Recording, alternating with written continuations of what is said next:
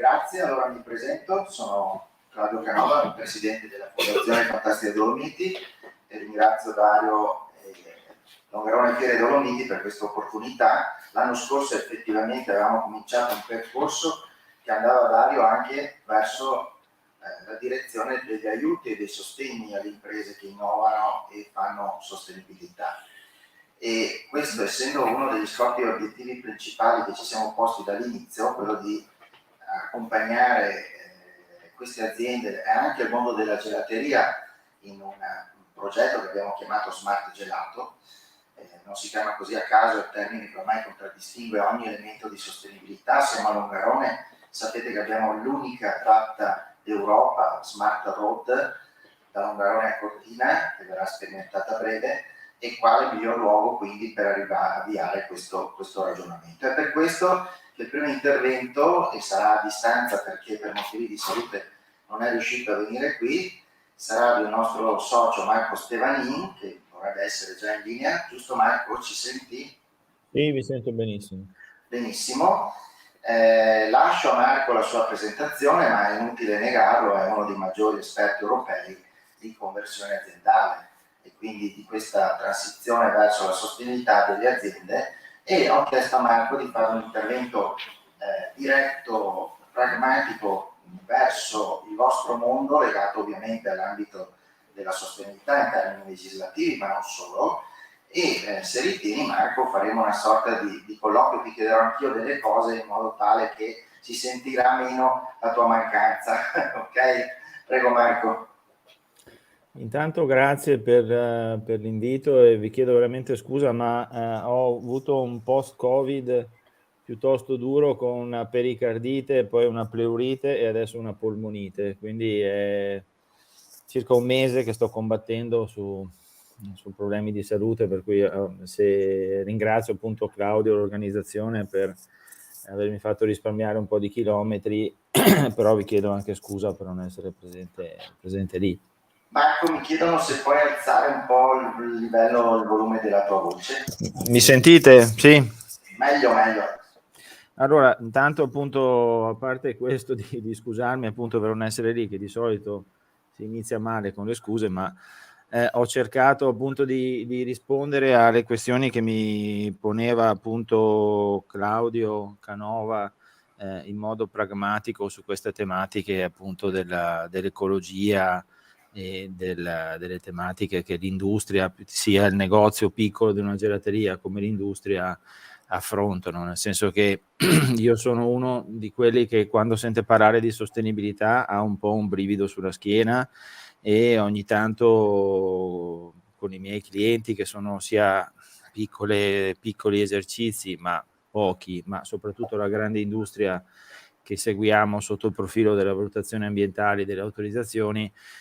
mi scontro quotidianamente, per esempio con l'ufficio marketing piuttosto che con gli enti prima, e con gli imprenditori che devono far quadrare i conti, e ogni tanto i consulenti ambientali come sottoscritto sono visti come una disgrazia che gli capita per autorizzare un impianto piuttosto che per rinnovare un'autorizzazione, quando si parla di grandi impianti, quindi procedure di VIA, autorizzazione unica ambientali piuttosto che AIA e quant'altro. Ma lavoro da ormai 25 anni nel settore ambientale e l'industria alimentare è un nostro settore, sia sulla filiera del freddo che su altre tipologie, e quando appunto Claudio mi ha chiesto l'esperienza che abbiamo su queste tematiche,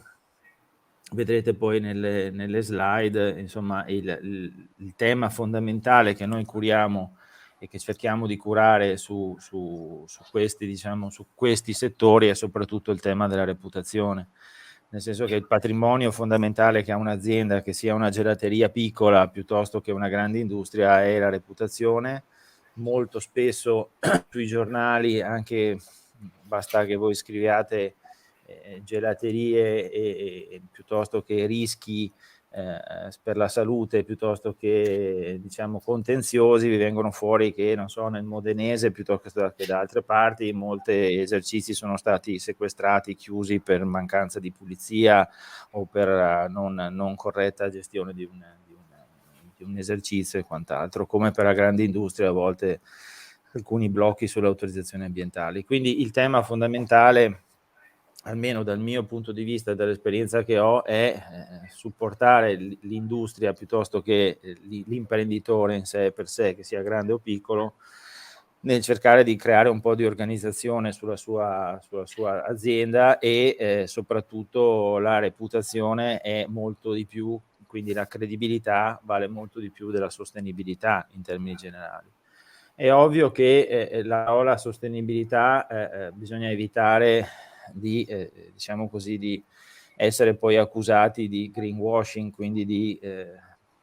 puntare a delle cose che non sono percorribili oppure poi essere smascherati, quindi è meglio arrossire prima che sbiancare dopo, direbbe uno dei miei maestri, per cui facciamo le cose con i piedi per terra, cerchiamo di analizzare passo passo quello che può fare un piccolo, un grande esercizio, quello che si può sviluppare. Quindi il tema reputazione è un elemento fondamentale. Poi ci sono i temi di controllo piuttosto che le certificazioni, io ne ho inserita una, la 14001, che è appunto sul settore ambientale, che poi vedremo velocemente, ma ho fatto 10 slide e il mio intervento sarà molto condensato in 10 minuti, 15 al massimo. Poi ci sono tutte le tematiche della sicurezza alimentare che l'Unione Europea ha imposto e che poi gli organi di controllo vanno a incidere sia sulla grande che sul piccolo, quindi industria, gli elementi da analizzare per una verifica del controllo, le possibilità di finanziamento sui PNR piuttosto che l'industria 4.0 e quant'altro che si stanno muovendo, più o meno organizzate le cose, poi diciamo che la grande organizzazione ha la possibilità di avere un ufficio apposito o delle risorse apposite su questo, mentre il piccolo deve appunto agganciarsi a organizzazioni di organizzazioni già strutturate che possono supportarlo, quindi le varie organizzazioni di settore. E poi le tematiche sull'impatto ambientale, che cosa si può fare, quali potrebbero essere i consigli per il futuro. È ovvio che i temi fondamentali, se si parla di sostenibilità o di impatto sull'ambiente, sono varie. L'industria del gelato, come tante altre industrie, è avanti su questo, con imprenditori che stanno portando avanti appunto il risparmio idrico piuttosto che il risparmio energetico, piuttosto che utilizzare le migliori tecnologie disponibili, le famose BAT, per far sì che l'impresa o l'imprenditore possa consumare di meno, gestire meglio le risorse. Sappiamo bene che l'industria alimentare ha il sangue dell'industria alimentare, come tanti altri, è l'acqua, quindi senza acqua o con poca acqua cambia completamente, radicalmente tutte le visioni sia di produzione che di gestione che di poi costi di trattamento e quant'altro. Quindi è un tema molto complesso, non entro nel merito. Alcuni nostri clienti spendono fortune per la depurazione, per esempio, con le industrie alimentari, altri cercano di valutare nuovi approvvigionamenti di acqua utilizzando pozzi oppure utilizzando acquedotti industriali che però devono essere trattati e quant'altro. Quindi il mondo è molto complesso. Quindi, riassumendo, torno nella prima slide alla domanda fondamentale, che è il tema del convegno. Per cui, riassumendo tutto quello che hai detto, sale ancora la prima diapositiva in generale. Eccola qua. Quindi il sunto è proprio questo: obbligo o opportunità. A questo punto, ma tutte e due io ho scritto, ma voglio dire, non deve essere neanche un obbligo, perché ormai, come ha detto prima, precedentemente, appunto, la persona che mi ha preceduto, cioè le politiche verso la cosiddetta sostenibilità, verso la riduzione del risparmio energetico, verso l'acqua, sono un po', costa di meno andare in questa direzione tra un po' che cercare di rimanere fermi sulle vecchie posizioni, per cui è sia un obbligo, ma dovremmo vederlo proprio come un'opportunità, il fatto di agganciarsi ad esempio a dei finanziamenti o a migliorare questa situazione, perché poi si riverbera tutto sulla reputazione di un'azienda e poi l'ufficio marketing spingerà, chi ha l'ufficio marketing, insomma le grandi aziende, spingerà per valorizzare questo anche in termini di comunicazione e non informazione. Quello che spesso io mi batto con gli imprenditori è che bisogna puntare molto anche su informare piuttosto che comunicare, che sono due cose diverse. Informare significa dare diciamo, veridicità scientifica a quello che si dice, e comunicare potrebbe essere che l'azienda X ha il gelato più buono del mondo, ma voglio dire, è pubblicità ed sono due filoni complessi, un mondo difficile anche della comunicazione, ovviamente, in cui è fragile come la ghisa, cioè è importante ma è molto fragile, a volte ci si ritorna, può ritornarci contro tutto quello che è stato fatto, per cui io cerco sempre di alimentare un consulente ambientale, ovviamente, che ho degli imprenditori che mi dicono che volentieri verrebbero al mio funerale a volte, però continuano a venire da me nella consulenza, però voglio dire è fondamentale scindere tra comunicare e informare e dove investire, per cui credo che al giorno d'oggi costi di meno, cioè vale di più investire su questo che mantenere costi precedenti. Insomma. Molto bene, grazie. Prosegui pure. Sul tema appunto delle slide che ve le ho accennate velocemente nell'indice, io poi ovviamente queste rimangono agli atti, il tema reputazione, come vi ho detto, bisogna fare attenzione a quello che si dice e a quello che si può fare, per cui è inutile in questo momento diciamo parlare di sostenibilità, che è una parola molto delicata, che può anche essere un grande vuoto piuttosto che una grande spinta, quindi cercare appunto di evitare questa famosa azione di greenwashing, vedere che cosa si può investire, quante risorse ci sono, quante ne possiamo cercare, quindi fare una vera pianificazione, visto che il mondo del gelato, che è diciamo un mercato che io conosco molto poco, però qualcosa, visto che ci curiamo alcune aziende sul settore, diciamo che ha una buona reputazione, che ha una forte impronta, diciamo così, anche di capacità artigianale oltre che manageriale, per cui bisogna appunto valorizzare quello che già c'è e che è già molto e cercare di farlo un passettino alla volta. Quindi la parola appunto che io ho scritto anche di cercare di parlare il meno possibile di sostenibilità e puntare sulla parola, poi vedete, anche di credibilità. Quindi il fattore reputazione, che l'ho diviso in due, è anche un fattore di estremo investimento, nel senso che sia il piccolo che il grande, per parlare di sostenibilità o per parlare di innovazione, eccetera, deve fare un grande sforzo di investimenti, ma anche di organizzazione interna, di formazione del personale, di leggi che sono sempre più restrittive, per esempio sui temi sulle emissioni, sull'utilizzo di acqua e quantitativi, per cui è un mondo complesso, è un mondo anche a volte diciamo così, che è coercitivo nei controlli, soprattutto io dico nella grande azienda, perché ho meno esperienza nel piccolo esercizio, per cui non è facile impostare le cose fatte bene e soprattutto bisogna, ribadisco il concetto, dire quello che possiamo fare nel medio periodo, nel medio-lungo periodo, piuttosto che inventarsi degli slogan che poi possono essere appunto molto come dire, fragili nel lungo periodo. Quindi questo è un tema. Cioè diciamo gli elementi utili di controllo che una piccola come un grande si può muovere sono appunto sulle varie certificazioni, ne ho elencata una, ma ce ne sono tantissime che possono essere inserite, anche di tematiche sul settore della salute e quant'altro, e io dico sempre che è meglio evitare complicazioni, quindi il tema potrebbe essere quello di costruirsi un codice etico ben chiaro e specifico, con degli obiettivi, con delle opportunità da sviluppare appunto nel medio-lungo periodo. Nel breve è sempre un rischio, perché nel breve periodo si lavora sulle emergenze, tra virgolette, o sui flussi di cassa che ci sono, e appunto, come vi ho detto prima, puntare a una azione proprio specifica sulla credibilità delle azioni e su quello che si può fare. La sicurezza alimentare è un tema, ribadisco, fondamentale anche questo, sulla trasparenza della produzione, le analisi di prevenzione di rischi, la tutela degli interessi dei consumatori, sono cose che si dicono, che si elencano, ma che sono portarle a casa in maniera concreta e corretta. teniamo presente che poi la responsabilità di tutta sta baracca non è dell'industria in sé per sé, ma è dell'imprenditore, quindi di chi fa l'amministratore delegato, chi gestisce un CDA, chi è l'imprenditore della piccola gelateria che poi ha tutto sulle spalle, e a volte le sanzioni sono, diciamo così, non proprio leggerine, come anche a me è successo su alcuni clienti, dei fermi impianto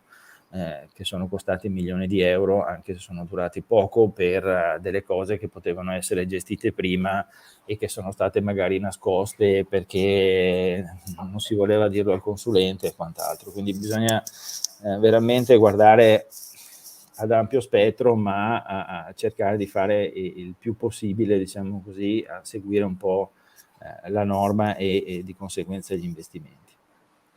Gli elementi da analizzare che assorbono risorse sono appunto, se uno dice puntiamo alla famosa sostenibilità, ma diciamo al mercato, sono la formazione del personale, le verifiche analitiche anche sull'industria grande, relativa alle emissioni, piuttosto che alle tipologie di laboratorio, di analisi che si devono fare sui prodotti, l'etichettatura dei prodotti, il packaging. Qui ho visto che, come tutte le aziende alimentari, si stanno spingendo appunto su un packaging, anche questo riutilizzabile, piuttosto che compostabile, piuttosto che trattato con inchiostri di un certo tipo, piuttosto che, cioè, c'è di tutto e di più, ma ovviamente questo incide sui costi. E poi quando hai un'azienda che fa, non so, un mio cliente fa 100.000 pasti pronti al giorno, cambiare un packaging significa anche cambiare fornitori, cambiare i costi, cambiare i tempi di caduta delle temperature, cioè è tutto un meccanismo, sì, è facile dirlo, ma che poi ha bisogno di tempo e quindi di pianificazione su questo, e credo che il vostro mercato sia pronto, perché basta guardare su internet e vedere cosa si sta discutendo sul packaging, c'è di tutto e di più. Il materiale a contatto con gli alimenti, quindi da quello che si discute dal monouso, piuttosto che riutilizzabili, piuttosto che altri elementi che sono collegati al vostro tematica di produzione, alla vostra produzione, io dico sempre sia nel piccolo che nel grande, la salute e sicurezza dei lavoratori e gli adempimenti burocratici che sono veramente tanti a volte, e anche alcuni, mi permetto di dire, vessatori su alcuni aspetti. Chi può dare una mano? E anche qui è un mondo complesso, ma di cui io non me ne occupo, ma che vedo che appunto il futuro è anche legato a queste tematiche, quindi dal Piano Nazionale di Ripresa e Resilienza, quindi PNRR, piuttosto che l'Industria 4.0, fa delle proposte e ho visto che nel vostro settore girano vari milioni di euro a supporto delle aziende con vari codici Ateco. Ne ho solo inserito uno dei prossimi bandi che sono usciti o che stanno uscendo, con finanziamenti anche piccoli, devo dire, a fondo perduto, ma che possono dare una mano in vari settori di un'azienda, se è la grande azienda, per esempio per spingere su alcune iniziative anche di comunicazione e di informazione, piuttosto che di supporto a piccoli investimenti, perché questa taglia è sui 30.000 euro a fondo perduto, diciamo, su un investimento di un certo tipo, per cui c'è di tutto e c'è di più. Poi Claudio Canova mi insegna su questo, sull'industria 4.0, si sta sviluppando molto e si sta cercando di portare a casa diciamo, investimenti che poi nel bilancio possono essere spalmati. L'impatto ambientale, che è il mio settore principale, ho solo elencato alcune cose che fanno riferimento per esempio al testo unico sull'ambiente, sulla 152. È chiaro che dal grande al piccolo cambiano le economie di scala e cambia un po' tutto, ma tutti con le bollette dobbiamo fare i conti, con i consumi idrici dobbiamo fare i conti, la grande industria si sta dotando anche di diciamo così, di produzione in proprio dell'energia. Io ho delle aziende che questo hanno pensato di farlo una quindicina d'anni fa e adesso si trovano con investimenti sbagliati o con investimenti che non potevano di certo valutare una guerra sul gas come abbiamo in questo momento, cioè hanno investito per esempio con la cogenerazione o trigenerazione o con motori a energia elettrica e adesso il gas. come sapete ha negli ultimi periodi delle quotazioni schizofreniche che possono tornare alla normalità piuttosto che possono crescere. Io sono uno dei consulenti sul rigassificatore di Piombino e vedendo un po' i dati, le informazioni sul tema appunto del mercato del gas è difficile, e molti imprenditori si sono trovati a dire ad oggi ho sbagliato, ma in realtà non hanno sbagliato, ma hanno fatto i conti su un mondo che è difficile da chiarire in questo momento. Però si può fare molto, c'è il brokeraggio energetico, ci sono tante iniziative per ridurre gli impatti. Ovviamente io ho elencato solo alcune cose, quindi emissioni, consumi idrici piuttosto che altro, ma nella grande industria c'è il traffico, c'è veramente tantissime cose. Io ho aziende che hanno 120-130 punti emissivi, la gran maggior parte vapore acqueo, ma in altri settori sono caldaie piuttosto che impianti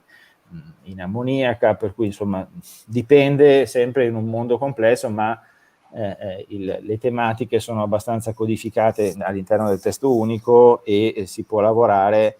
con i famosi piani di miglioramento, dove poter pensare degli investimenti e delle attività appunto nel futuro, nel medio termine da poter investire, e poi fornire questi dati a chi si occupa di finanziamenti e vedere che cosa c'è in giro nel mercato. Questo è sempre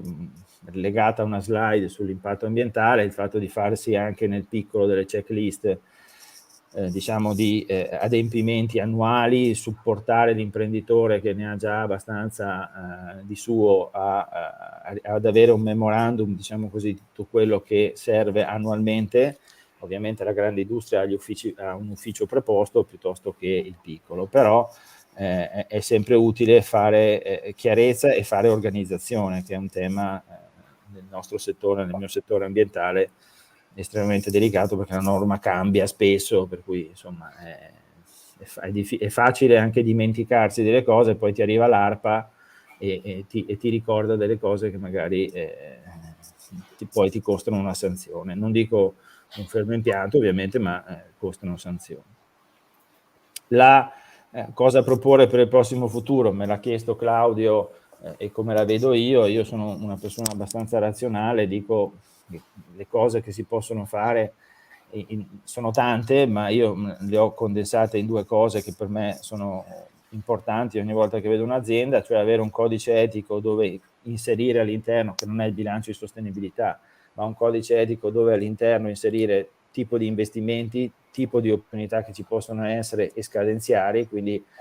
quello che sono dico e faccio, quindi avere una trasparenza su questa cosa, che poi si può tradurre anche a livello, diciamo, di gruppo nel vostro settore, che l'industria sia piccola che grande, può cominciare a scrivere o costruire una carta reputazionale dove inserire dentro gli obiettivi a medio e lungo termine e soprattutto che siano perseguibili, e l'unione fa la forza, quindi se si comincia a ragionare su progetti senza pensare alla propria azienda, ma pensando al proprio mercato e ai partner che possono esserci attorno, vedo che sia importante questo passaggio di costruire una carta reputazionale che poi è vendibilissima e diciamo così splittata n volte nel settore del marketing. Ovviamente ho concluso la mia breve presentazione dicendo che la conversione ecologica, visto il mondo che c'è, cambiamenti climatici, situazioni di impatto sanitario non banale in Europa, nella pianura padana in primis, ma un po' in giro per il mondo, le situazioni, la correlazione ambiente e salute e quello che si mangia sono fondamentali e sono, diciamo, ormai codificate in gran parte, e soprattutto credo che il mercato in questo momento apprezzi non quello che costa, ma quello che vale un prodotto. Quindi se un prodotto vale, e se un'azienda è trasparente, che sia piccola o grande, secondo me il prezzo di un prodotto è il suo valore, non è il suo costo, e la gente, la maggior parte della gente, almeno quello che vedo, è disposta a investire su questo e a stare in un'azienda credibile. Grazie. Grazie Marco, ti facciamo un applauso.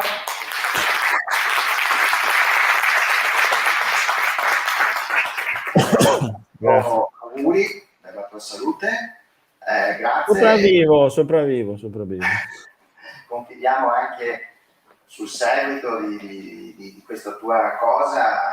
insieme a noi, nell'accompagnarci in quello che possiamo chiamare dare un osservatorio, no? della sostenibilità della gelateria. Molto importante quello che hai detto, che è lo scopo anche di questo convegno che ha fortemente voluto dare Olivier, e cioè la correlazione tra le aziende, no? Un concetto di economia circolare che non si limita solamente a un unico luogo, ma che si collega a tutti i partner, i fornitori del settore. E quindi bello il passaggio che hai fatto, bisogna guardare al mercato, in questo caso generale, no? E quindi non alla singola specificità. Al mercato e al valore più che al costo, perché io lavorando con gli imprenditori tutti i giorni, cioè si cerca sempre di creare valore. Poi se il valore ha un costo industriale o di negozio leggermente più alto, ma credo che sia apprezzato dal consumatore questo. No, se no non esisterebbero molte aziende di nicchia, non faccio nomi, ma non esisterebbero. No, condivido, tant'è vero che tu sai che il nostro modo di operare non si limita ai numeri e ai fatturati, anzi sai bene che dal nostro punto di vista l'economia non è un valore ma è uno strumento per creare valore. Quindi la tua considerazione la condividiamo a 1000